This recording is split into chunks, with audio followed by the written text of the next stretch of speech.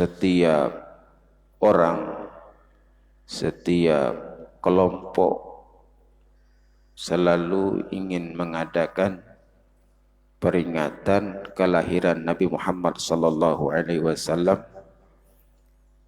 karena sebagai tanda cinta kita kepada Muhammad sallallahu alaihi wasallam kita akan melaksanakan peringatan hari lahirnya yang iman kita tidak sah kalau belum mencintai Nabi Muhammad itu melebihi dari keluarga, melebihi dari harta, melebihi daripada manusia yang lain. Kalau sempat itu terjadi kepada kita, maka iman kita tidak sah. La yu'minu ahadukum hatta akuna habba ilaihi min ahlihi wa malihi wan nasi ajma'in. Maka subuh ini kita akan membicarakan tentang kisah-kisah seputar kelahiran Nabi Muhammad sallallahu alaihi wasallam yang mana kita semua ingin mendapatkan syafaatnya. Kita telusuri cikal bakal lahirnya Nabi Muhammad ke permukaan bumi ini.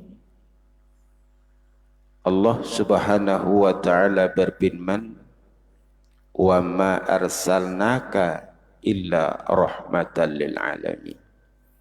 Itu Quran surah Al-Anbiya ayat 107. Kami tidak mengutus engkau wahai Muhammad illa rahmatan lil alamin, kecuali untuk rahmat seluruh alam. Suatu hari Abdul Muthalib gelisah karena anaknya bernama Abdullah sudah berumur sekitar 24 tahun menjelang 25 tahun. Tapi belum lagi ingin menikah. Gelisah rupanya orang tua. Mungkin juga itu terjadi kepada orang sekarang. Bila anak sudah 24-25 belum menikah, ada juga orang yang gelisah. Kalau yang perempuan, sibuklah juga mamanya dan ayahnya. Kenapa juga anakku ini belum punya jodoh? Ternyata Abdul Muthalib begitu juga. Dipanggillah Abdullah oleh Abdul Muthalib, "Nak, kamu belumkah lagi mau menikah?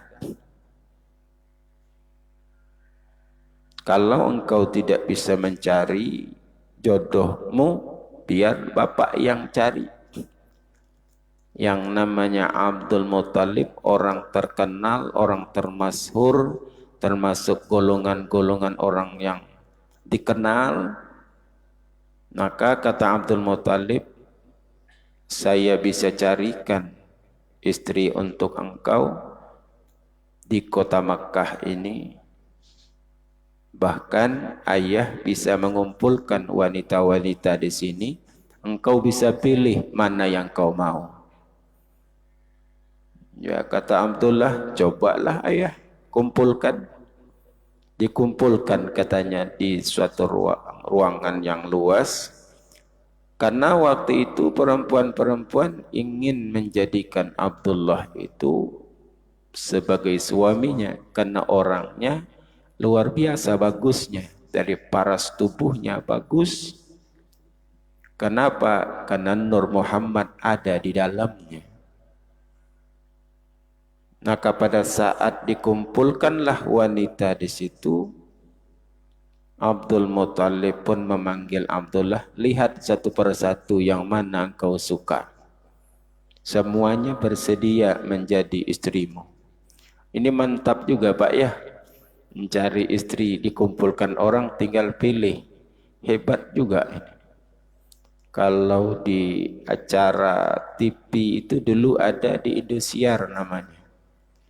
Take Me Out atau Take Celebrity Out. Jadi mana yang lampu yang hijau berarti bersedia dipilih. Kalau merah tak boleh. Jadi dilihat oleh Abdullah satu persatu perempuan yang banyak tadi. Bagaimana kata Abdul Muthalib, adakah engkau yang tertarik, yang tergetar hatimu untuk jadikan istri? Kata Abdullah, kayaknya tidak ada.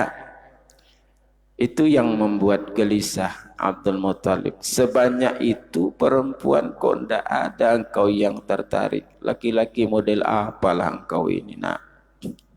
Sampai menurut sekarang kurang normal apa? Rupanya yang calon istri itu tidak hadir waktu itu, tidak ikut memamerkan diri di situ. Siapa dia? Siti Aminah tak ikut di situ. Padahal Siti Aminah juga ya ingin juga kan, tapi tak mau juga dia hadir ke situ. Maka pulanglah Abdul Muthalib berpikir, siapa lagi calon anakku ini? Pergilah berkunjung ke rumah Abdul Wahhab. Masih ada keluarga sebenarnya itu di pada datuk nenek mereka Abdul Manab. Jadi masih ada keturunan, entah 3 keturunan. Maka Abdul Muthalib pergilah ke rumah Abdul Wahhab sambil bercerita, tolonglah kata Abdul Muthalib, ini anakmu juga nih Abdullah nih. Dia belum mau lagi, belum ada tertarik perempuan oleh dia. Gimana nih? Tolonglah. Nah, kata Abdul Wahhab, aku juga punya anak perempuan. Kau tahu kan Siti Aminah yang sampai hari ini juga belum punya jodoh. Coba kita masing-masing kita pujuk anak kita. Jadi Abdul Muthalib pulang ke rumah, dipujuklah, Abdullah, bagaimana kalau umpamanya kau kujodohkan dengan anak keluarga kita juga, Abdul Wahhab, Siti Aminah namanya. Senyumlah Abdullah, memang itu yang aku mau. Tapi tidak hadir waktu pertemuan. Lalu pula bercerita pula lah Abdul Wahhab kepada anaknya Siti Aminah, engkau siapkan kalau dijadikan istri oleh Abdullah? Apa kata Siti Aminah? Semua orang kota Makkah ini perempuan berharap Abdullah menjadi suaminya. Pun termasuk aku ingin. Kenapa? Setiap orang bertemu dengan Abdullah itu mengharapkan mudah-mudahan ini suamiku. Kenapa? Nur Muhammad ada di dalamnya. Wajahnya itu bagaimana gitu ya? Menarik betul. Bercahaya.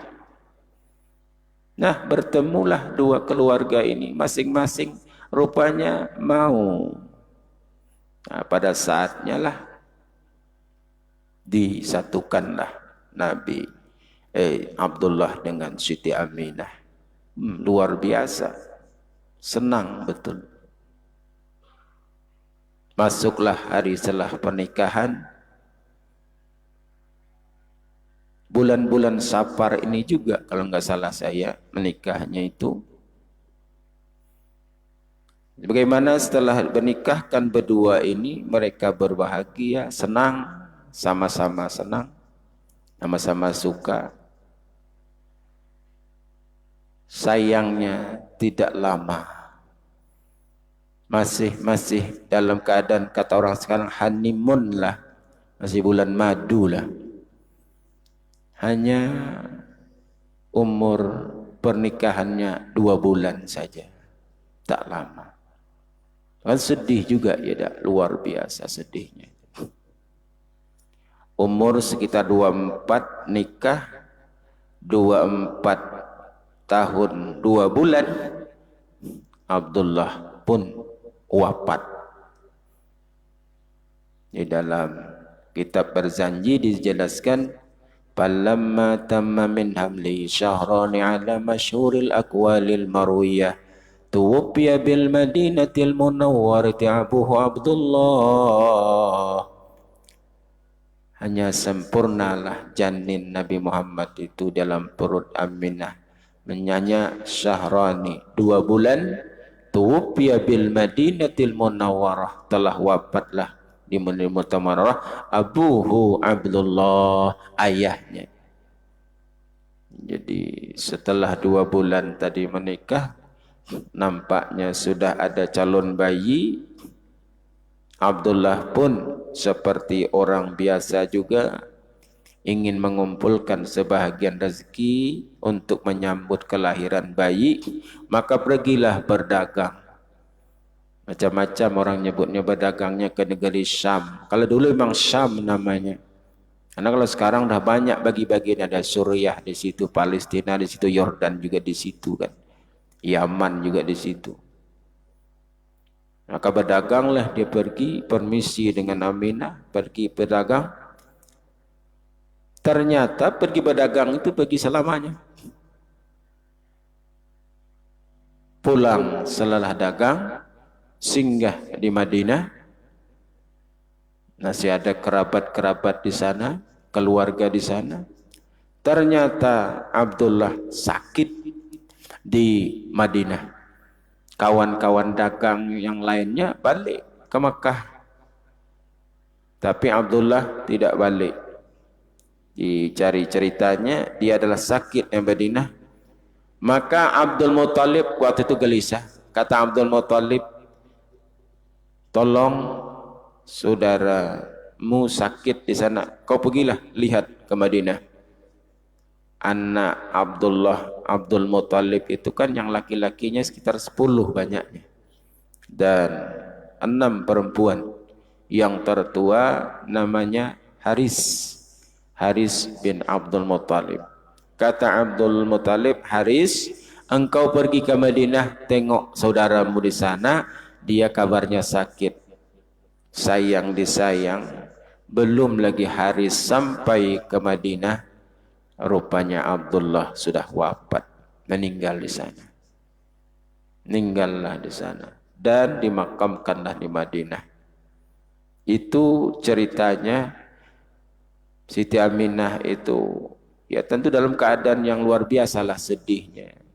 Sudah ada janin, suami tidak ada, hanya lagi harapan bergantung pada mertua Abdul Muthalib. Terus menerus semakin besar perutnya.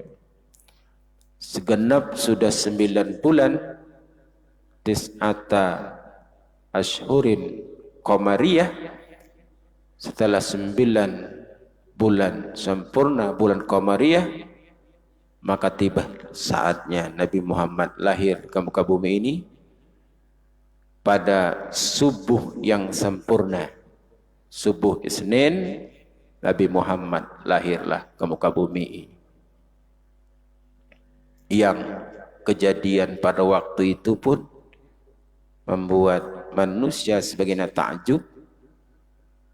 Ada orang-orang yang menyembah api, yang beragama Majusi, yang beberapa tahun api itu tidak padam, maka saat itu padam api tersebut.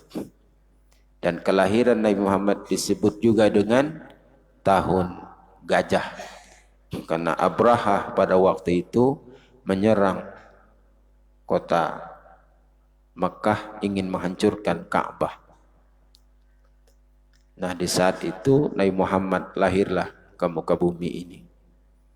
Berbahagialah Abdul Muthalib, cucunya sudah lahir.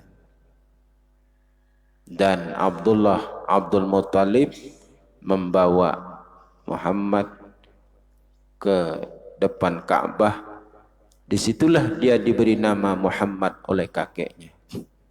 Ada yang menceritakan juga dipinjam oleh malaikat sebentar Nabi Muhammad itu waktu kecil.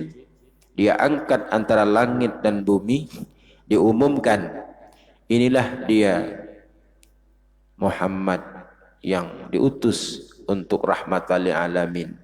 Wa ma arsalnaka illa rahmatan lil alamin. Diumumkan antara langit dan bumi. Memang kalaulah bukan karena Muhammad, bumi ini pun tidak Allah ciptakan. Laulaka Muhammad ma khalaqtus samawati wal ard. Kalau bukan karena engkau Muhammad, kata Allah, langit dan bumi pun ini bukan Allah, tidak Allah ciptakan. Lalu disusukanlah oleh ibunya beberapa hari. Disusukan lagi oleh Suwaibatul Aslamiyah.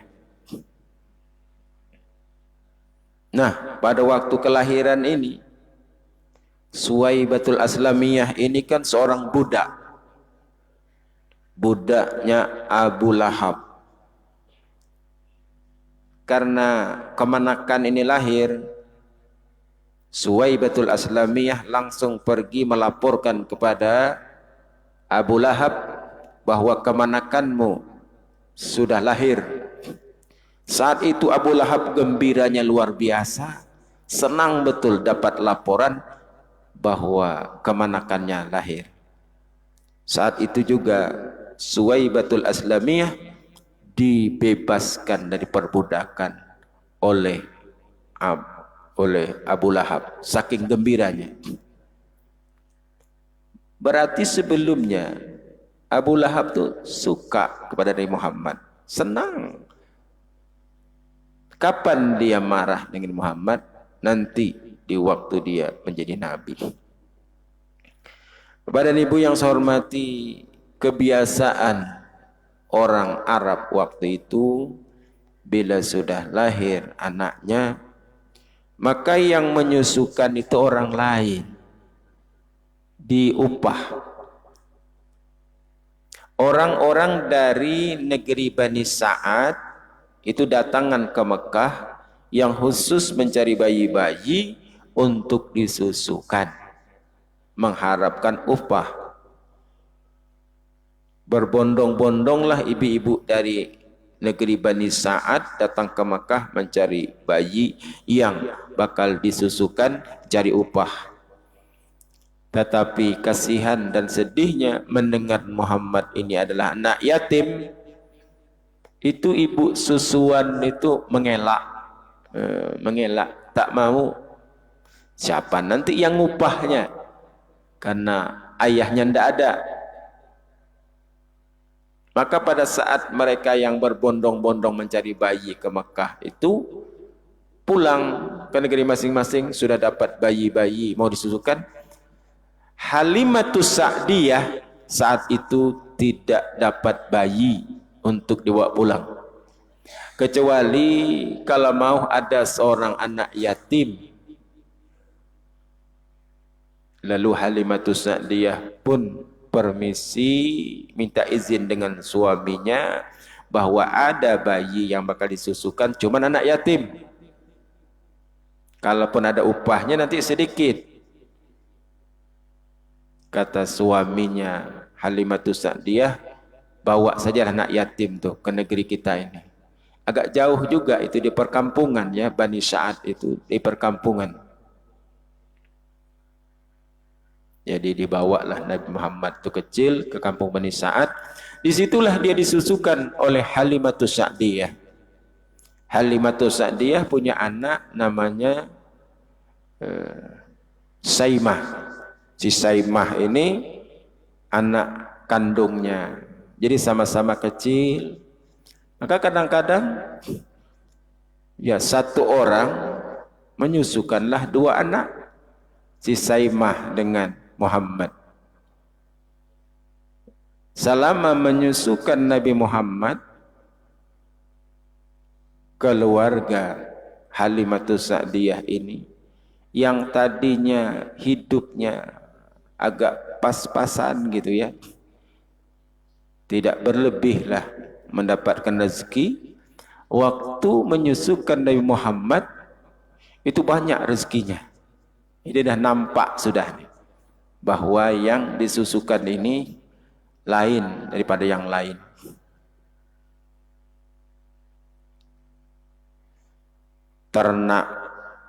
Ternaknya semakin membanyak, semakin bagus ternaknya. Tanaman-tanaman semakin subur selama Nabi Muhammad beritu waktu kecil. Jadi tempat Nabi Muhammad berkawan itu dengan anaknya Halimah itulah si Saimah. Berapa perjanjian menyusukan lamanya? 2 tahun. Jadi Nabi Muhammad itu yang menyusukan ibunya Aminah, kemudian Suwaibatul Aslamiyah, kemudian disusukan lagi oleh Halimatus Sa'diyah. 3 orang yang menyusuinya. Ketiga-tiganya manusia yang menyusukannya. Kalau anak sekarang ini campur-campur Bu ya. Kadang-kadang kambing, kadang-kadang lembu menyusukannya. Artinya ya susu lembu, susu kambing, susu mamaknya. Maka kadang-kadang pikiran anak tu macam agak-agak kambing sedikit. Nah, gini-gini dia. Macam lembu tunggu unggut gitu. Maka karena manusia tadi gizinya itu tidak ada bandingannya, maka tubuh Nabi Muhammad itu semakin kuat, semakin kuat. 2 tahun.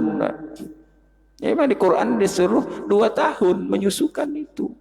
Nah, itu. Ini kita ambil pelajaran di sini. Sudahlah 2 tahun, rasa kasih sayang si Halimatus Sa'diyah ini luar biasa. Sudah sampai batas waktunya, habis dah, sudah mau dikembalikan lah lagi ini. Kenapa? Sudah habis waktunya, tapi sayangnya luar biasa.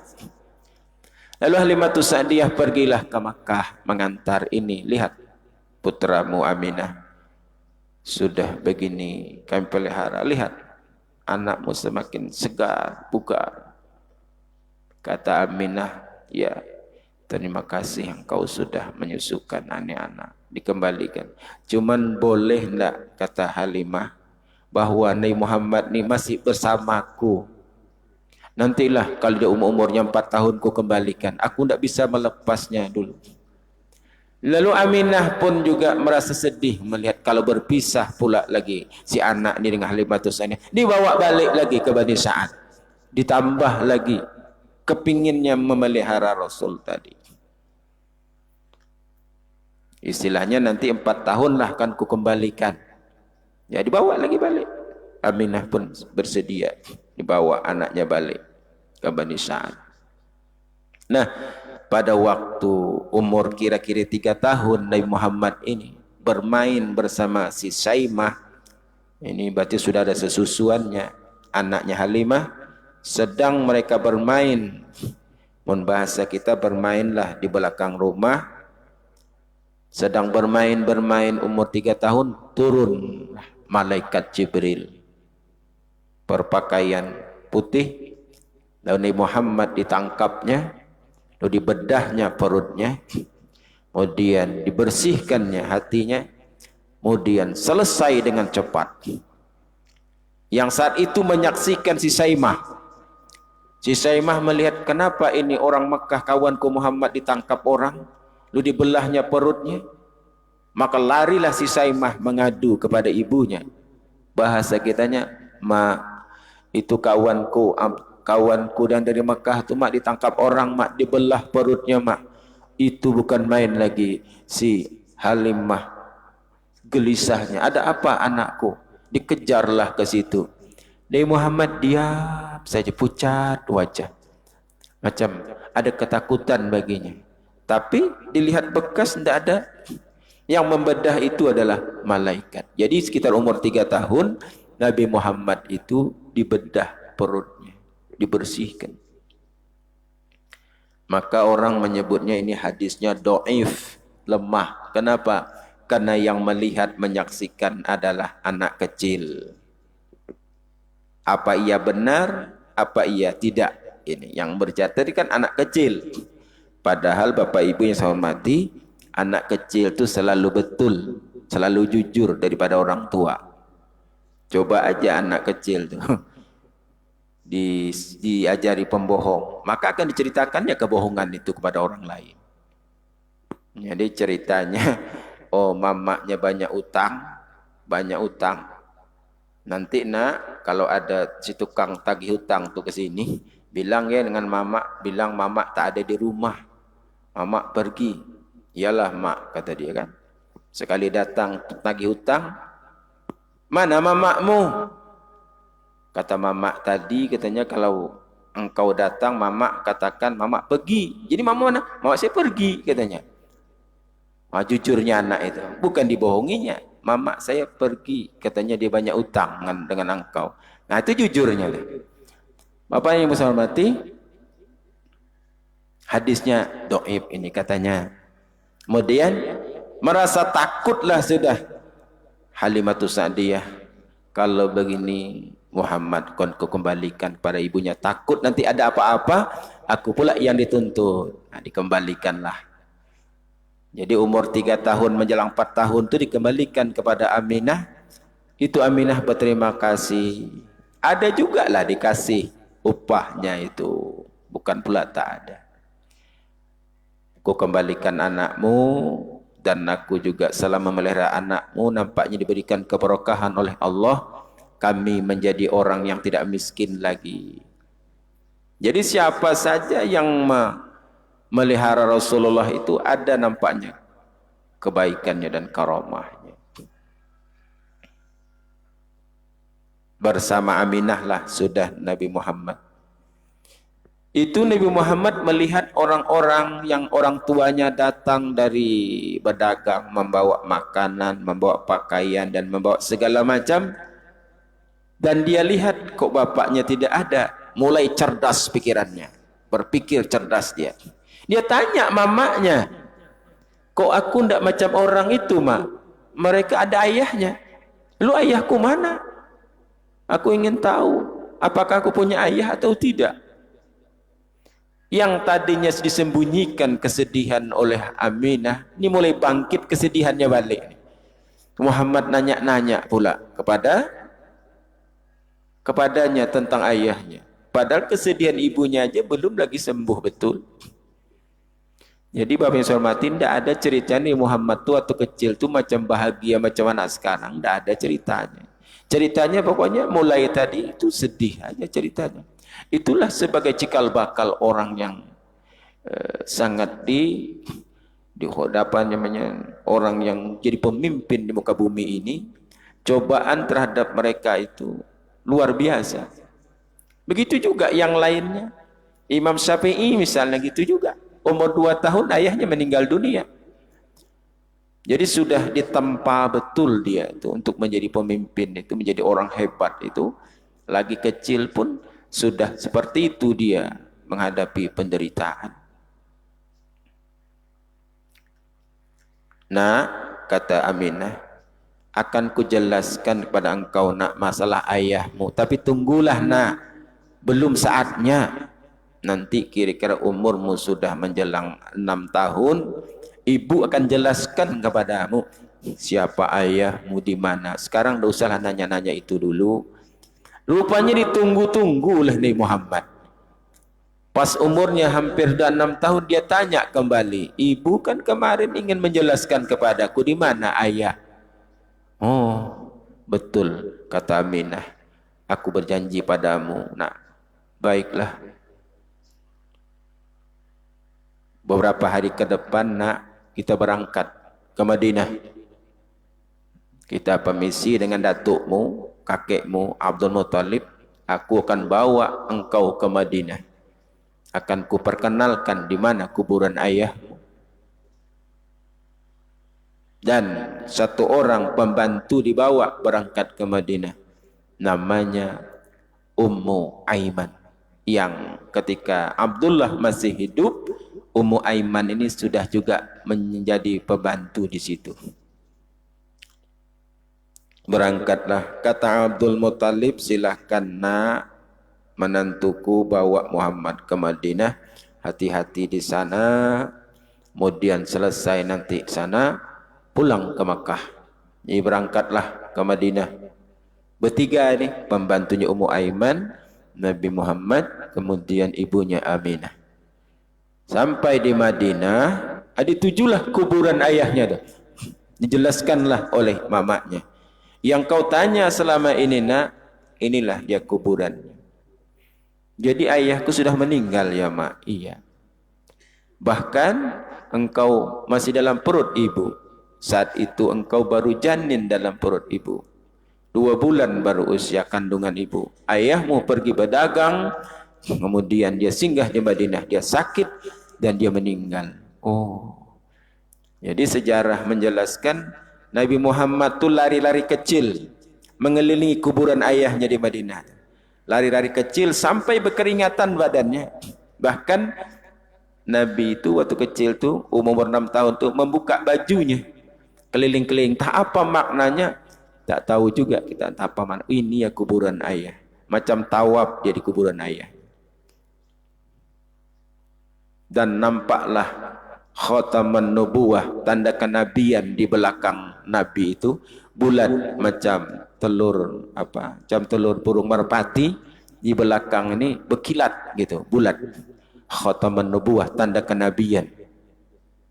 Jadi di saat itu orang-orang Madinah yang merasa melihat anaknya orang asing, kok dilihatnya di belakangnya ada tanda yang hebat bersinar, mereka ingin menculiknya, menculik Nabi Muhammad itu waktu di Madinah. Cuman Ummu Aiman ini matanya tadi liar, mandang kiri kanan, nampaknya ada orang-orang yang bakal jahat ini. Yang diceritakan dengan Aminah, segera kita tinggalkan di sini karena nampaknya ada orang-orang jahat di Madinah ini menculik ini Nabi Muhammad ini. Jadi ada tanda di belakangnya. Jadi Bapak Ibu saya hormati, tengok-tengok nanti kalau ada anak di rumah belakangnya, kalau ada tanda-tanda berkilat itu, tanda mungkin orang baik. Mana tahu kan, tanda kenabian. Tapi kan tak ada lagi Nabi, dah pasti tidak ada lagi. Karena Muhammad adalah khataman nabiyyin, Nabi yang terakhir. Segeralah Aminah, kemudian Ummu Aiman berangkat tinggalkan Madinah, balik kota Mekah. Di perjalanan di sebuah tempat namanya Al-Abwa, belum begitu jauh meninggalkan Madinah, jatuh sakit pula di perjalanan Aminah. Sakit. Maka sakit itu tidak membawa sehat. Di situ juga meninggal dunia. Maka di Al-Abwa itulah kuburannya Siti Aminah. Bagaimana penderitaan di Muhammad kira-kira? Baru pulang dari melihat kuburan ayahnya, pulang lagi, belum sampai ke Makkah, ibunya wafat. Resmi yatim piatu. Umur sekitar 6 tahun. Tapi lihat, ada saja yang akan memeliharanya, yang membawanya pulang ke Makkah. Ummu Aiman, ibu yang sangat amanah. Jadi Ummu Aiman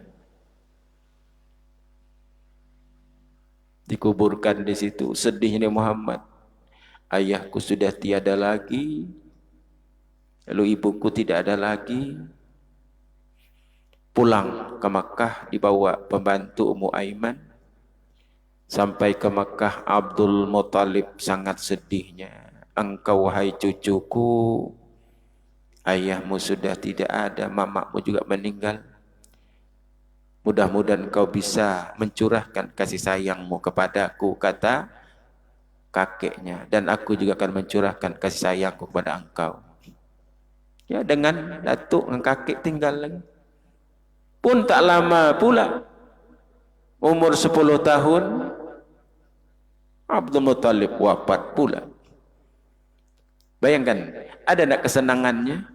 Orang seumur-umur itu sekolah, umur-umur segitu diantar orang tuanya, dikasih jajan, bahkan sekarang dibelikan HP pula yang mahal. Muhammad lihat sedih. Dah kakek pula meninggal. Dah resmi dah. Tambah kesedihan-kesedihan. Setelah kakek ini meninggal dunia, ini mau tinggal dengan siapa? Paman memang banyak.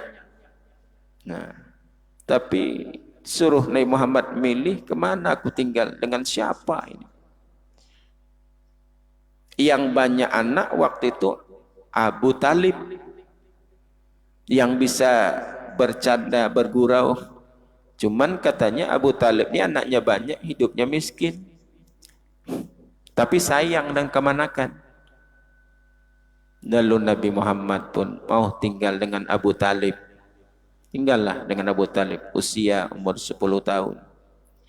Yang sejarah saya baca itu yang menyedihkan itu karena Abu Talib itu banyak juga anaknya. Kadang-kadang Nabi Muhammad itu pulang, mau makan itu sudah tidak ada lagi makanan di rumah itu. Ini yang menyedihkan. Kata Nabi Muhammad, kalau sekiranya aku tidak bisa menghidupi diriku sendiri, bakal mati aku ini. Mulai cerdas berpikir, umur 10 tahun cerdas. Paling tidak aku bisa mengurangi beban paman ini, aku mau bekerja. Umur 10 tahun, apa kerja kira Pak? Orang sekarang umur 10 tahun, mak, pak, minta duit. Akhirnya dia minta permisi dengan pamannya Abu Talib, aku ingin mengembalakan kambing orang. Nanti berapa dikasih orang, ada dapat makan, bisa bawa balik, nah, dikasih juga paman tadi. Ini yang menyedihkan ini kan. Umur 10 tahun, bawa kambing orang. Di mana cari makan, bawa lagi balik. Ternyata disinilah ada rahasia bahwa Allah ingin menjadikan seorang nabi itu mesti memelihara kambing waktu kecilnya. Ma ba'atsallahu nabiyyan illa ra'al ghanam. Allah tidak akan mengutus seorang nabinya kecuali pernah melihara kambing. Jadi semua nabi itu telusuri sejarahnya pernah memelihara kambing. Di sinilah Nabi Muhammad belajar bagaimana menghadapi kambing-kambing yang bandel itu. Supaya nanti ketika kau jadi pemimpin, engkau akan tahu bagaimana susahnya memimpin manusia ini. Sedangkan kambing itu aja susahnya Nabi Muhammad membawanya. Ada yang warnanya hitam itu ditarik malah melawan, tak mau balik, nak makan aja kerajanya. Ada lagi yang belang-belang mau dibawa, kadang tidak mau. Kalau yang putih itu patuh. Jadi yang warnanya putih ditarik oleh Nabi, mau dia balik. Jadi dia sudah belajar di situ, begini rupanya. Sedang kambing ini susahnya diatur. Jadi itulah ketika ditanya oleh seseorang, Qila Muhammad wa anta, dikatakan engkau Muhammad melihara kambing juga ya? Naam, kata Rasulullah. Allah tidak akan menjadikan seorang nabinya itu kecuali melihara kambing, kata Rasulullah. Dan engkau bagaimana Muhammad? Aku juga melihara kambing. Begitu.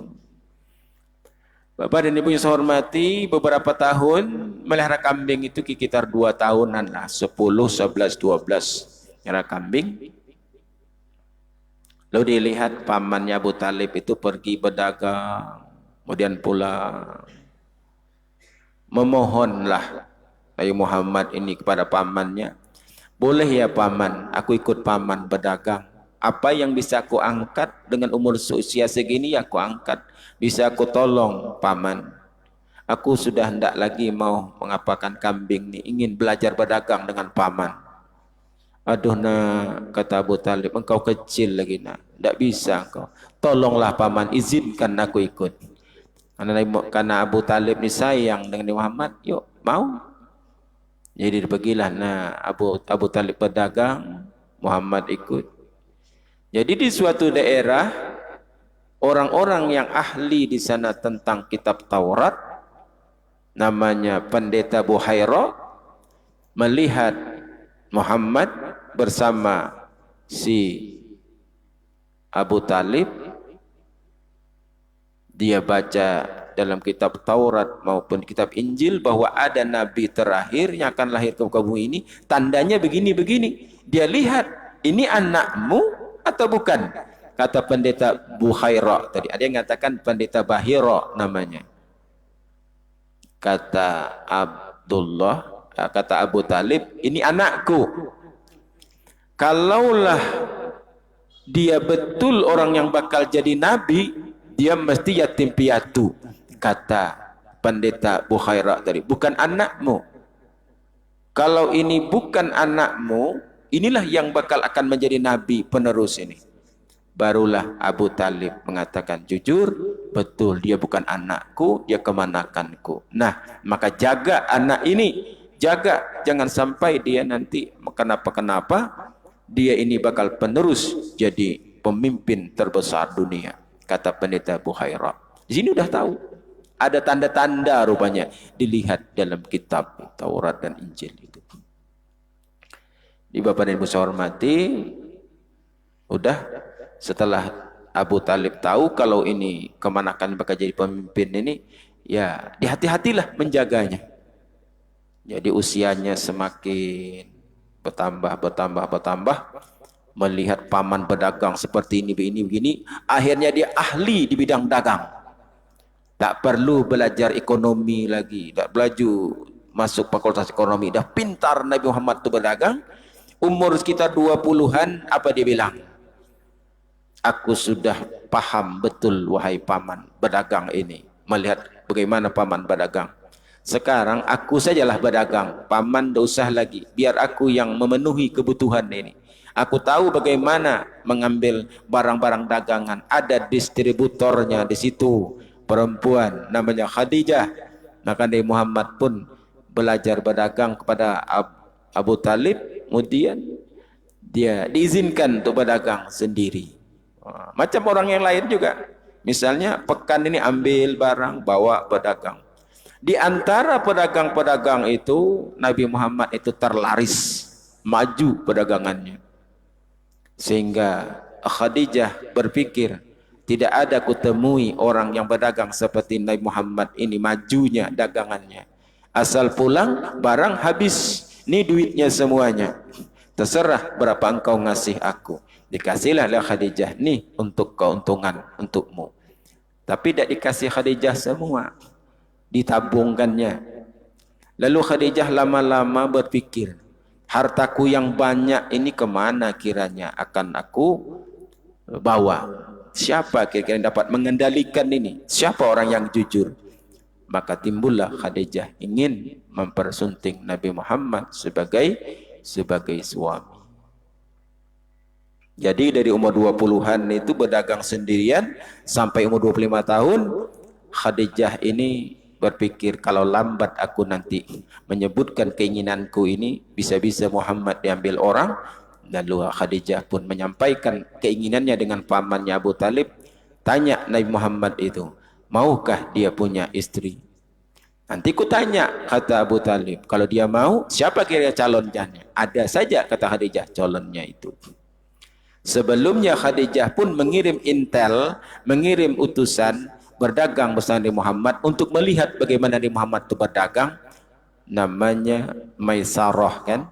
Maisarah dikirim oleh Khadijah supaya menemani Nabi Muhammad berdagang untuk melihat bagaimana Nabi Muhammad berdagang. Ternyata dagangnya jujur dan luar biasa, kata si Maisarah. Di mana berdagang, orang ramai datang ke sana dan dagangnya tuh model daripada yang lain. Disebutnya harga modalnya, beri aku hujungnya. Nah, kan gitu. Aku ambil barang ini dengan bosku 10 rial misalnya. Sekarang berapa engkau beli? Aku beli 11 rial ya, silahkan. Ada enggak orang macam itu? Ada, Nabi Muhammad orangnya. Kalau sekarang ini mungkin modalnya pun dibohonginya. Ini aku ambil nih modalnya saja tak dapat segini. Nah, begitu. Akhirnya Bapak Ibu hormati, Nabi Muhammad menjadikannya sebagai istri oleh Khadijah melalui pamannya. Dan maharnya begitu banyak. Kenapa? Tabungan Muhammad banyak disimpankan oleh Khadijah. Itu saja subuh ini sekedar kita berkisah. Kita mau tahu juga bagaimana kronologinya hidup Nabi Muhammad dari lahir sampai dia hendak menikah. Sekarang pun sudah jam 6:05. Mungkin sudah masuk ini waktu melaksanakan sholat Isra. Dan selanjutnya nanti umur 25 tahun barulah dia nanti bersama Khadijah sampai dia jadi Rasul. Bagaimana kehidupan Nabi Muhammad sallallahu alaihi wasallam selanjutnya. Terima kasih, semoga manfaat. Wabillahi taufik wal hidayah. Assalamualaikum warahmatullahi wabarakatuh. أعوذ بالله من الشيطان الرجيم بسم الله الرحمن الرحيم الحمد لله رب العالمين والصلاة والسلام على أشرف الأنبياء والمرسلين وعلى آله وصحبه أجمعين سبحان ربي العلي الأعلى الوهاب اللهم إنا نعوذ بك من علم لا ينفع ومن قلب لا يخشع ومن نفس لا تسمع ومن دعوة لا يستجاب لها دعوة بها سبحانك اللهم وتحية بها سلام وآخر دعوانا عن الحمد لله رب العالمين